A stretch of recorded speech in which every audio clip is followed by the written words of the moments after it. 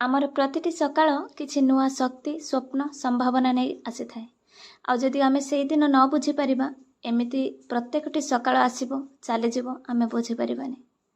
आ जदि आमे आज दिन को बुझी पारु नाहंती यौवनर ई अवस्था को बुझी पारु नाहंती ताहले यौवन जेबे अतिक्रांत हबना सेतेबेले आमको केते स्वप्न सहित सालिश करबा को पड़िबो, केते परिस्थिति सहित कॉम्प्रोमाइज करबा को पड़िबो ताहा आपण कल्पना भी करि परिबेनी।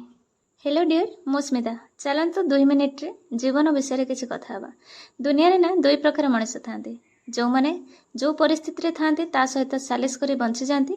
आउ किछि मनुष्य थांती जो माने से परिस्थिति को बदलबा को चेष्टा करंती और प्रतिदिन परिश्रम करंती। आपण सेति प्रथम कैटेगरी मनीष ताहले निजको थरे प्रश्न करंतु आगामी 5 वर्ष परे आपण केमितिका जीवन जीउथिबे, आगामी 10 वर्ष परे आपणको जीवन केमिति कटुथिबो।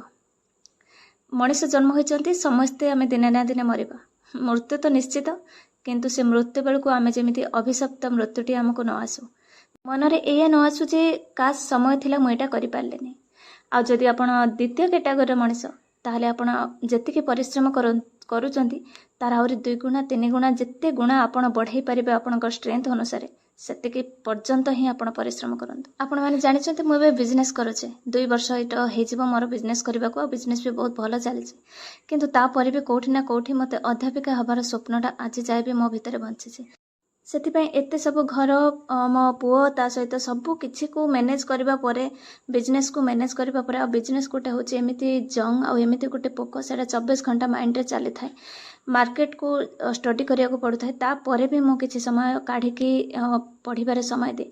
आपण माने जदि आपणक स्वप्न पई एमिति प्रतिदिन प्रयास करूचंती तेबे चैनल टी को सब्सक्राइब कर देबे।